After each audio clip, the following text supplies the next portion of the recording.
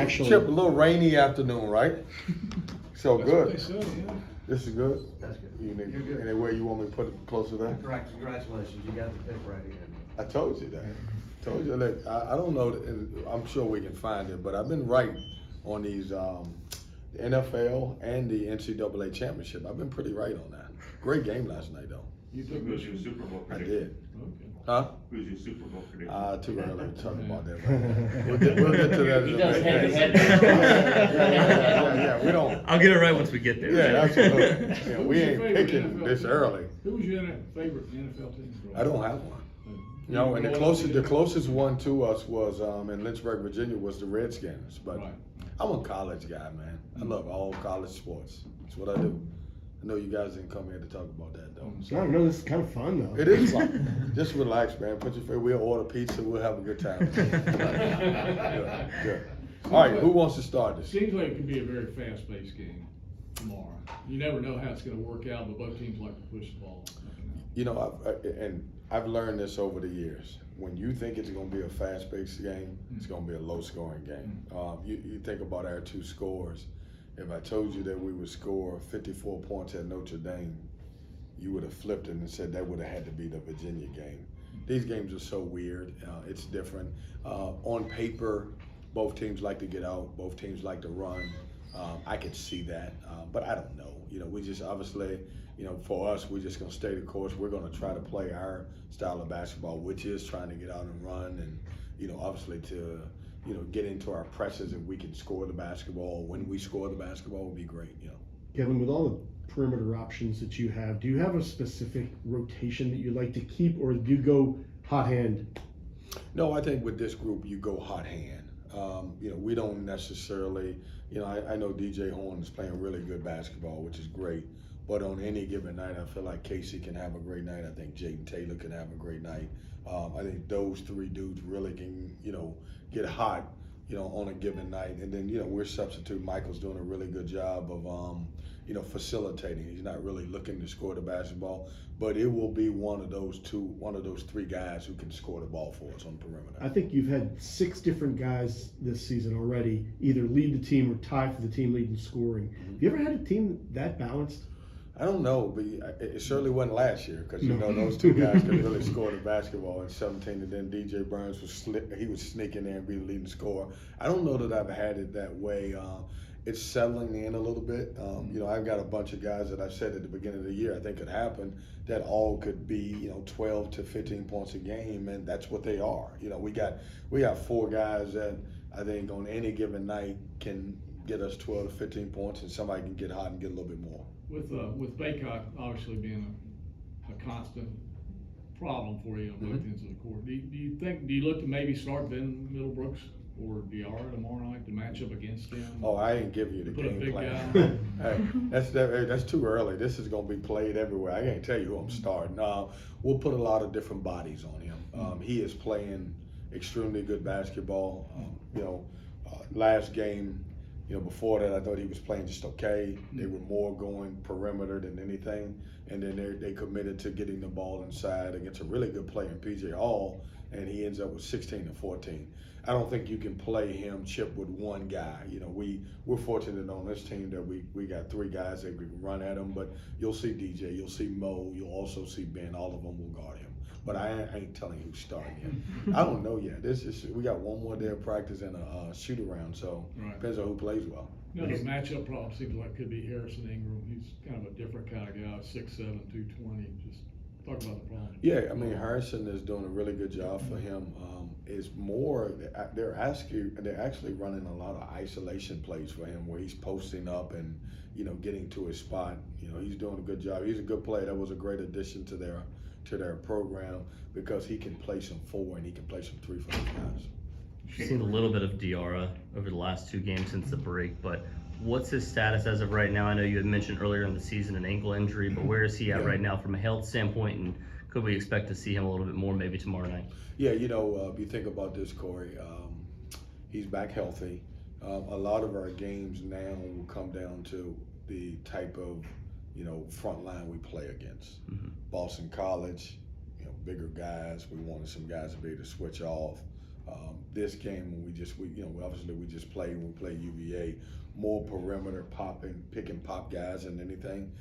You'll see Mo, I think more in this game. We need him to be a big presence around the rim. We need him to rebound the basketball to be able to play. Against UVA, he would have been lost. We were running around, and then Ben started playing really well, and so we kind of went with those two guys.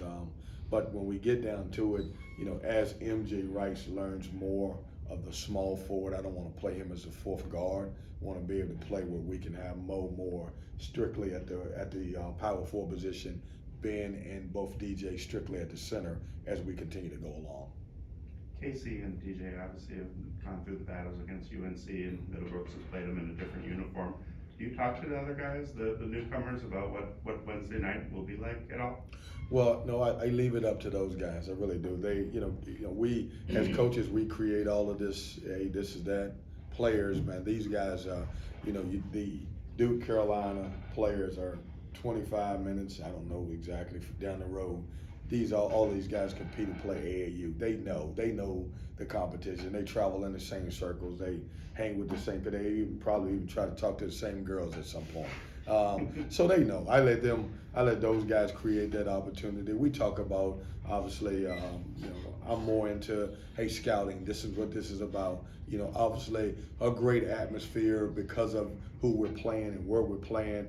Think about this now. We're the only, I think, conference that's got 4 Power 5 teams in our state who are all really good, by the way. And so it doesn't, the motivation is here we go. We got a good team coming in. It is a team down the street that we got to be ready to play and be excited about it and be ready to go.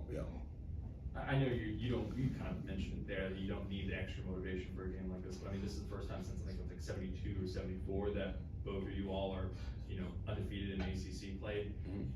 You don't need that extra motivation, but do you ever kind of take a deep breath and think how cool it is to be in college basketball history in this place? Yeah, I'm grateful. I mean, think about this at NC State. When you drop 74 in anything you say, boy, I get excited. I mean, 74 and 83 are magical numbers at NC State. So we're proud. A few years ago we'd run 5 road games, and that hadn't been done since '74. So we got excited about it. I think we were 4-9, and then we rallied off of some of those are 4-8. So when anytime, and that doesn't mean now that we're the 74 team or the 83 team, but when people start talking about records that you haven't done since that time, it says a lot about our kids and program. And it's hard to win in college basketball, and just think about that here at NC State. We're 3-0, hasn't been done since '74. So I'll give these guys a lot of credit, but now you got to move on and try to figure out how to get the next one. That's what we do. You just were talking, when someone was asking about the scoring depth, you were talking about things are kind of settling out a little bit. How much more settling out, I guess, is there? I mean, it's still early, the first week of January, basically, and there's still, you played games, but there's a long way to go. Like, How do you look at what you've got and how close it is to what you envision? Yeah, we've had to, and we're a little different than everybody, and I'll say this because we've had to add MJ Rice back. And so we try to get a little chemistry and figure out, all right, where can he play and, be successful and not disrupt what we got going on. Everyone added the 2-time transfer, but in our situation, it ended up being 2 guys because of MJ Rice and now Cam Woods. So we try to figure them out. So our biggest thing is how to not disrupt the chemistry that we've already developed with a bunch of guys who have played together, and then add 2 really good players. And sometimes it's tough. Because those guys are good players too. But when you're playing good basketball, do you mess with that? How do you get them in? And that's been one of the things that, as a coaching staff, we're trying to figure out. All right, where can we insert this guy and he, help us win games, opposed to just saying we got to put him in. You don't have those games now because the non-conference is gone, the scrimmages and the exhibitions are gone. When you're in ACC play, and you can't tamper with a lot of things, so you just got to figure out how to do that. So that's been our biggest adjustment. I like the way that DJ Horn is playing basketball. He's starting to buy in. Jaden Taylor is on the defensive end, he's become a monster. He's really good at it, and what's happening is he's learning how to defend and now score the basketball. It's kind of hard. It's not an easy thing. There's only been a couple guys that could do that. One of them being Jarkel Joyner, that could score that could really pick you up 94 feet and then be able to score himself. He averaged almost 16 points, 17 points a game.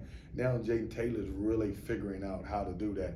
And usually you don't get that on your own basketball teams. You get the best defender. He's the best defender, but he may end up with 6 to 8 points opposed to averaging 12 to 14 points. Kevin, have you seen any difference in R.J. Davis when you got him last year to when he's Yeah, it's so hard to believe that R.J. Davis has been in college for so long and he's having his best year this year. Like and when I say that, all of his years have been really good. But he is playing at a high level. I think he's leading our league in scoring. They play him on the ball. They're playing with the ball in his hand. Probably the most dangerous guy in our league that, with the ball in his hand because he can create his own shot. But he's having a tremendous year, which is it's surprising because he's had great years anyway, but he's really playing at a high level right now. He might be leading the free throw shooting too. Is that right? Yeah. I want to say he was in the 90s or somewhere there. Yeah. Yeah. So that means we can't foul him. Right. So you mentioned James' defense. Is that his guy tomorrow?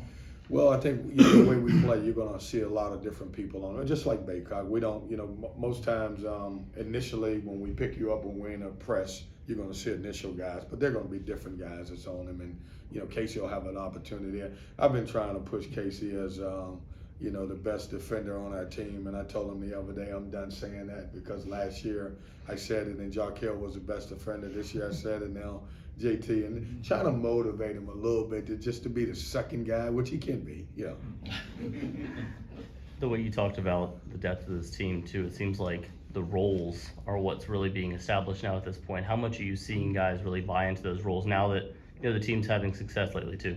Yeah, I think everybody is getting comfortable playing with one another. They're getting comfortable understanding that this is what we need. The one thing that this team, we struggled with so much early in the non-conference is trying to figure out scouting reports and all that other stuff. Well, we've grown over the last month. Believe it or not, even though we didn't play well offensively at Notre Dame, that time after Christmas, it had us a chance to sit down and watch a little film. We got a chance to clean up a lot of things, and I think that's one of the reasons that we won the game against UVA. Where we've grown is we're starting to understand an offensive scouting report. What do you have to do to score the basketball against certain teams, but how do you stop them? And, that's a maturity of the team. Even though we had some older guys, we were so new, 6 guys playing, adding 2 more, making it 8. We were almost like freshmen because everybody was coming from different programs, and that's what you're going to get. But we've grown in that area over the last month or so. I saw earlier this morning that the 2 NIL collectives are coming together under one organization, One Pack, I think is what it's called. How does that impact you? Does that make things any easier for you? Oh, that's great. I mean, I just bring all of that money from wherever it's at, and we're gonna get it all. That's what I don't know.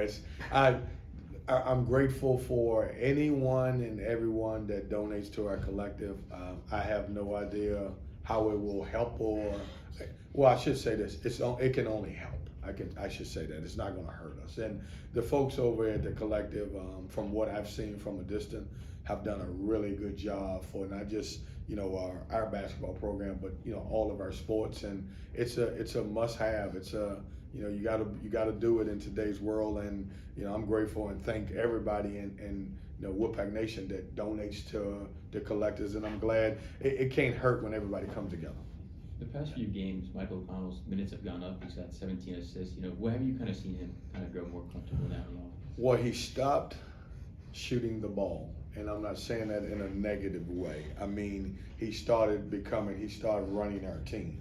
And what happens is when you shoot the ball and it doesn't go in, it affects you a little bit instead of playing to who he is. And now the ball's going in the basket. And so Michael's become very important because of the fact that we can move DJ Horn over to the 2 and let him score, but he's also a willing passer to everyone. He knows how to play. You think about his plays, he had a 3-point play, then a 4-point play, didn't make his free throw, but late in the shot clock, he had a great drive where he got to the free throw line. So he's probably more of a pure point guard than I've had in a long time, and I'm actually liking the way he's playing basketball. Yeah. And you guys are one of the best teams in the country right now, taking care of the basketball. You know, how is that, you know, surprising with the amount of new guys you've added, you know, this year? Or? Yeah. But knock on wood, my teams, and I give the assistant coaches credit and everything else. Knock on wood, the last couple of years, and even before that, our teams, even the way we play, and a lot of people handling the ball, we've always been able to take care of the basketball, which is really good. It says a lot about, you know, our coaches and what they're doing with them. But, you know, we value possessions and we try to win the possession game. So it's not great for us to force turnovers and then give it right back. So we try to, you know, win that battle every time. Thanks, Coach. Thanks, guys. Thanks. Everybody, Thank you. Everybody be safe with this weather coming now. Yeah, you too, sure.